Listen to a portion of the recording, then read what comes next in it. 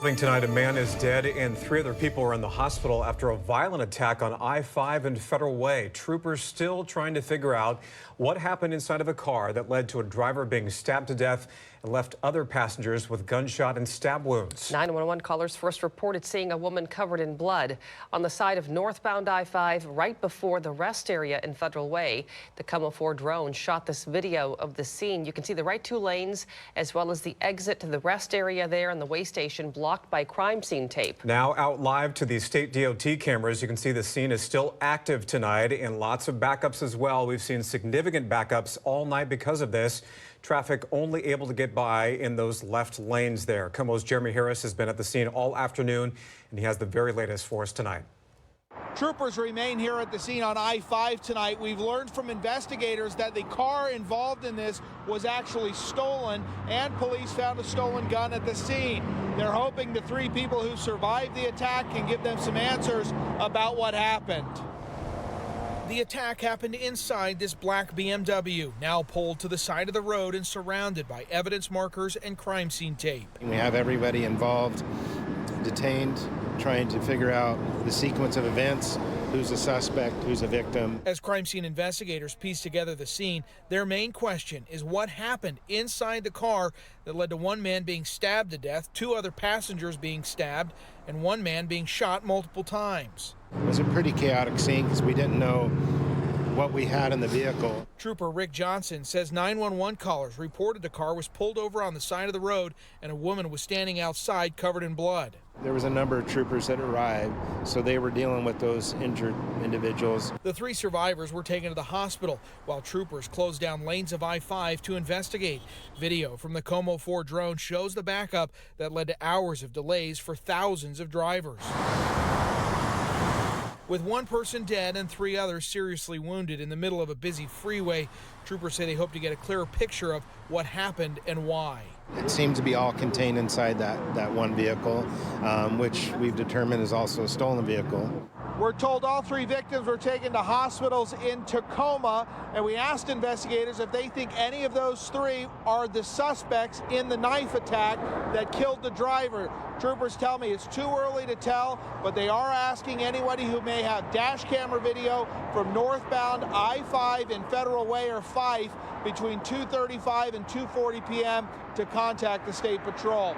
Reporting from I-5, I'm Jeremy Harris, KOMO News. So about 2:40 p.m. this afternoon, we started receiving 911 calls. It was confusing at first because initially people were saying, well, it's a collision.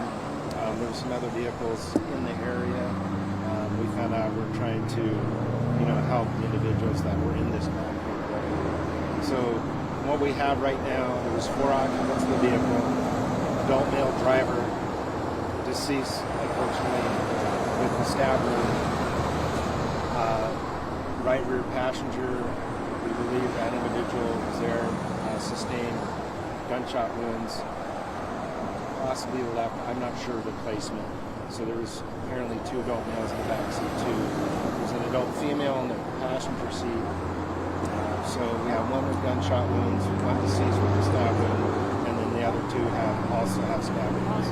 I don't know the condition right now. I believe 2 possibly transported to St. Joseph's in Tacoma, and 1 to St. Francis. I'm not 100% positive. So right now, there's no danger to the public. There's no one outstanding. We have everybody involved, detained, trying to figure out the sequence of events, who's a suspect, who's a victim, and so on and so forth. But there's no indication anything happened outside of that vehicle. Correct. Let me just restate that real quick. Yeah, the last, when you summed up all those injuries, could you just go over that one more time? Just to make it so I mean, there's no indication that anything happened outside of the car. Correct. It seemed to be all contained inside that 1 vehicle, which we've determined is also a stolen vehicle. Correct. There is a weapon outside the vehicle. We were able to get a serial number off of that weapon. The handgun is also stolen. So right now we have the driver, like I said, the deceased, unfortunately, with the stab wound. The right front passenger received stab wounds. One of the rear male passengers had multiple gunshot wounds. In fact, one of our troopers applied a tourniquet before the fire department arrived on scene, and then another nail in the back with stab wounds. The two of the individuals ended up separating themselves from the vehicle when we arrived, so it was a pretty chaotic scene because we didn't know what we had in the vehicle, and was there still a threat?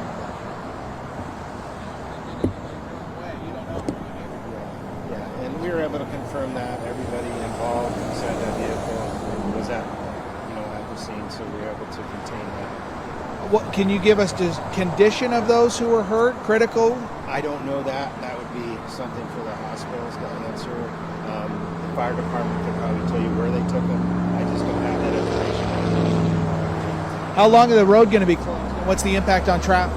Well, we have 2 lanes shut down, so that leaves 3 northbound lanes. Anytime you take even one lane of an interstate, it's going to affect traffic. So they're suggesting alternate routes, 99, 167, but those are also going to be taking a lot of extra traffic too. As far as timing, I talked to one of the detectives. We have our basically our CSI coming to process all the evidence of the scene. The detectives are scanning the scene, mapping it.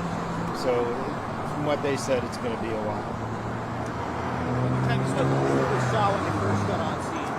When they first got on scene, they had a female that was separated from the vehicle and a male.